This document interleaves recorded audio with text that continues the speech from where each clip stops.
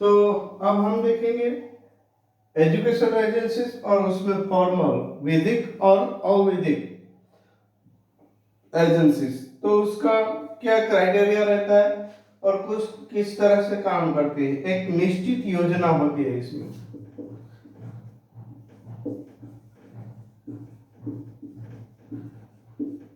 यहाँ पे क्या होता है, स्वाभाविक रूप में चलता है।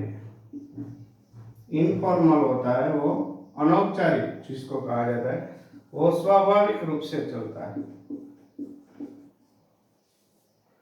फिर उसमें प्रयोग बालक के आचरण को रूपांतरित करने के लिए किए जाते हैं। तो यहाँ बालक का आचरण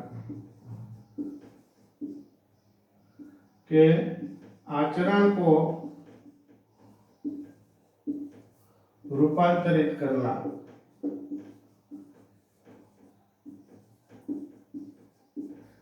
ये एक बात आती है। और यहाँ पे होता है बालक के आचरण को निश्चित कोई योजना नहीं होती, नियम नहीं होते। यहाँ निश्चित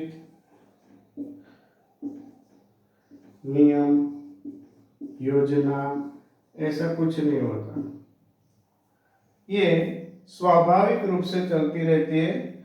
और बालक का जो भी रूपांतरण होता है वो यहाँ अप्रत्यक्ष स्वरूप से होता है। बालक का रूपांतरण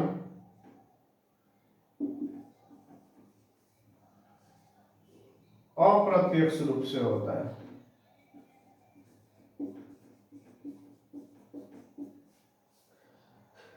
तो ये बात होती है इसमें।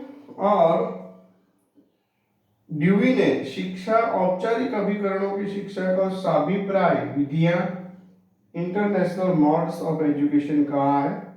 उसमें क्या होता है कि यहाँ बाहरी दबाव का प्रयोग किया जाता है। फॉर्मल में क्या रहता है, बाहरी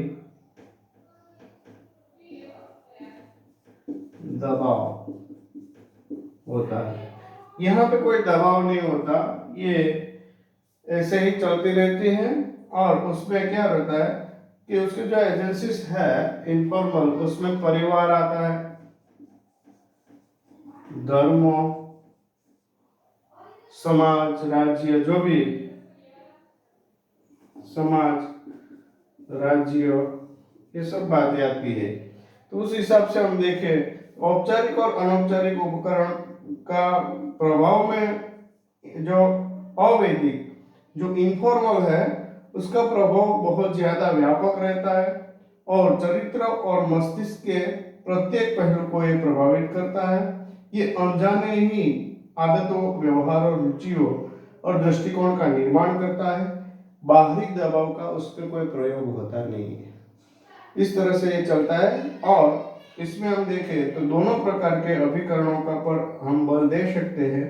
और विभिन्न समाजों द्वारा औपचारिक को अनौपचारिक दोनों की शिक्षा के प्रयोग के अतीत को मूल्यों को बनाने रखने और उन्नति के पक्ष पर अग्रसर होने के लिए ये दोनों बातें हमें जरूरी पड़ती है।